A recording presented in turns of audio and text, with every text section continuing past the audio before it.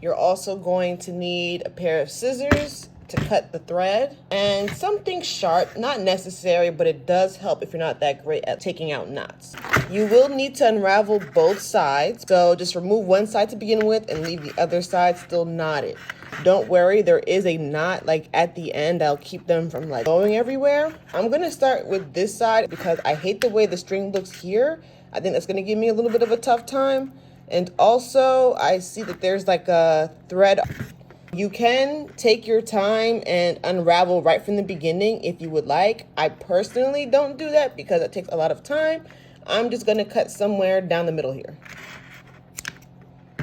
And that should start my unknotting process a little bit faster. I could have honestly cut down even lower, like to down here, but I wanna make sure I have enough thread. I'm just going to unknot. So that's pretty simple for some of you guys. Some of yours already came unknotted, so you don't have to really do too much. And then this is where my little handy dandy tool comes in, which is a little bit faster. I'm not telling you guys to use sharp objects, just use something that will work, a rat tail comb, something, a pencil, whatever is sharp enough for you, that should work. Now we're getting to the part that was looking a little bit wonky to me earlier. Don't be afraid if any strings start to fall off or anything. This is made with so many threads that even losing one is not gonna completely change your waist bead. Like I said, I knew it. So that's discarded, and now we're down to the real knot, which is this knot right here. I'm actually going to unravel the other side as well to make my job a little bit easier. So I'm gonna cut this one too down about halfway as well. So I'm just trying to give myself a little bit of space to do my tying. So I'm gonna do that same process on the other side. I'm gonna get all the way down to the knot. Now that I finished unraveling the other side, the very first thing I'm going to do is slide all the beads down and make sure that they line up, or at least are flush, because that will definitely alter how the whole thing looks in the end. See how that little bit of space slowly, if you don't do anything, that space will start to fray and wear and tear. You see how there's that little bulge? Yeah, that's because of this gap here. So I'm really gonna wanna take my time and try to get that out there. So let me try to find which thread that is. I wonder which one it is. Ooh, and I chose right the first time. So I'm basically doing this to kind of pull that out and make everything nice and tight.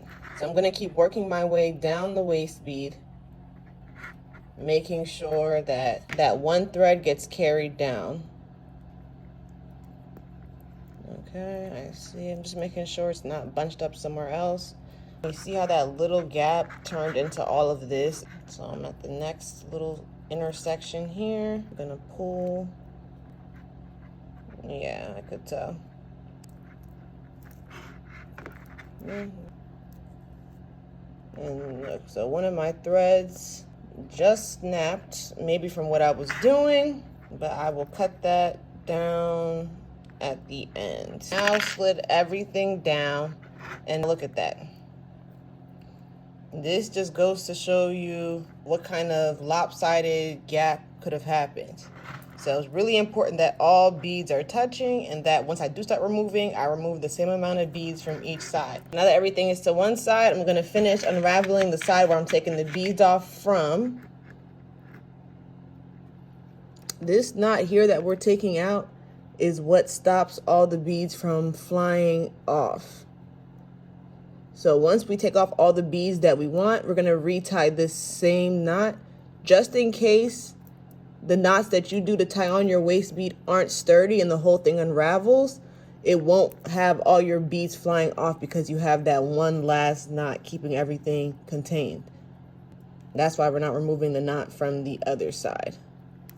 We did unravel the braid, or that little extra tie, from the other side because it's hard to tie the waist bead when both sides are braided up like that.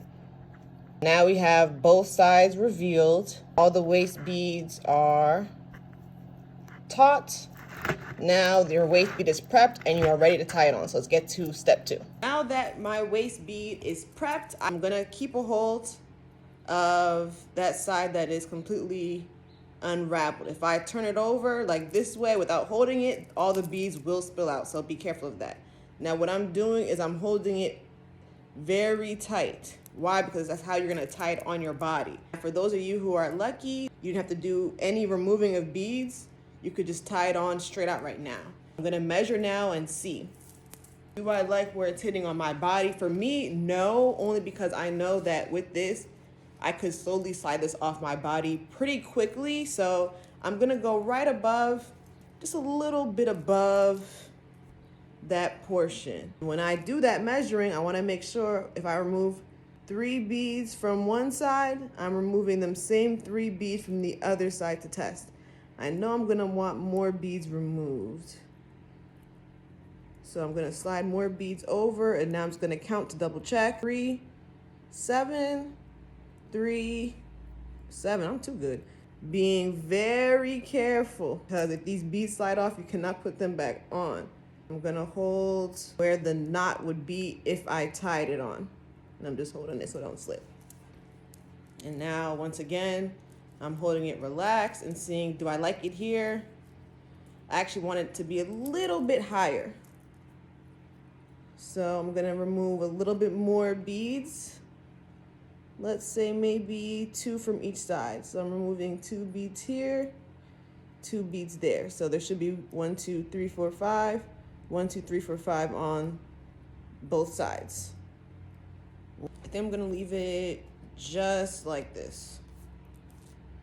Okay, now that I decided the length that I want, I'm going to be getting rid of these beads. I'm going to slide these beads off. I'm going to obviously repurpose them. Once you slide those beads off, now what you're going to want to do is seal up this side. So each side, you're going to take each side and make a knot.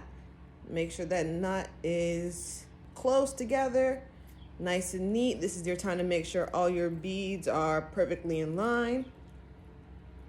I'm just slowly pushing them down to make sure they're all in line, that there's no gaps. Gaps cause fraying, guys, and wear and tear. So now I'm making a second, just a regular knot, crossing one over the other. The reason why you're closing up this side and not just tying like this open side up to the other side is because, let's say the knots that you tie are not the strongest. You want to make sure that if it does unravel, it will only unravel to basically this point. Okay. So now I have a little bit of a knot here, and then I have the same knot on the other end. So because of this knot, these beads are not going anywhere.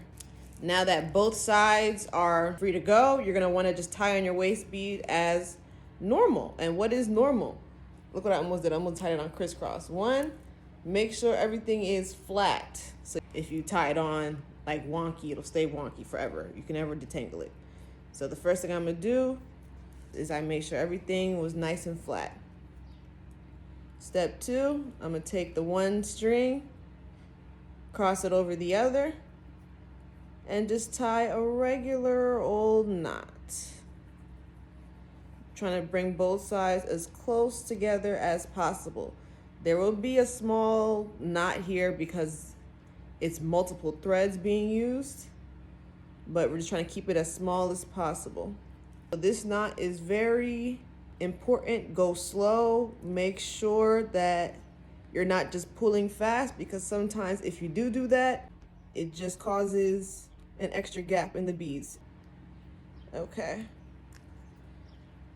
So now that I have that, I'm really pulling, guys. I'm going to do another knot here. Instead of doing it right on top of this other knot, I'm trying to close that gap up a little bit. The first thing I did is I pulled one of the strings underneath the waist bead, and I'm gonna tie it a little bit over to the right.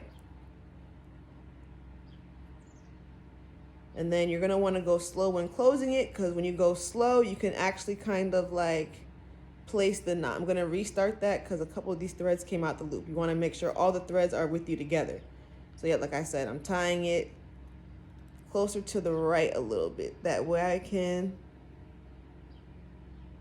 close up that knot. Don't be afraid to move the knot. You can move everything. So yep, you see how that kind of pulled it closer together? At this point we have 2 knots. I would suggest with this, try to do 3 at least, maybe 4. I'm bringing the other side now underneath the waist bead again. I'm gonna bring it under twice.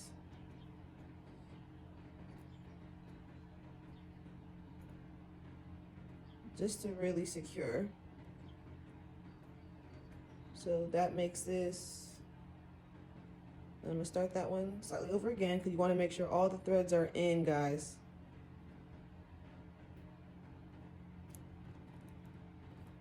And I'm gonna do, whoop, really tugging to make sure that this is all tight. Now I'm gonna do one more underneath because you see how there's that like big knot up here? I want to make sure that doesn't come out. I'm gonna split the hairs. So not the way it normally would split, like in half already. I'm gonna split that group in half, the next group in half, and I'm gonna tie those together like that to create like another smaller tie in between. So these little series of knots just makes it difficult for if at any like time it might unravel or anything like that.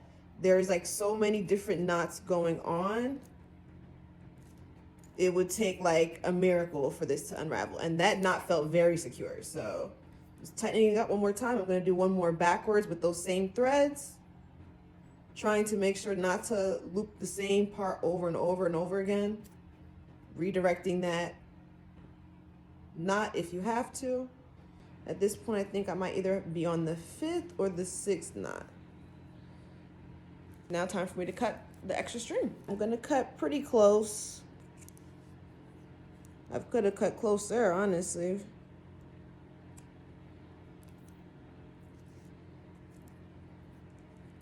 Yeah, I'm gonna cut a little bit. Being careful not to cut the knots that I just did. Oh yeah, and then I'm gonna go back now and cut that one string.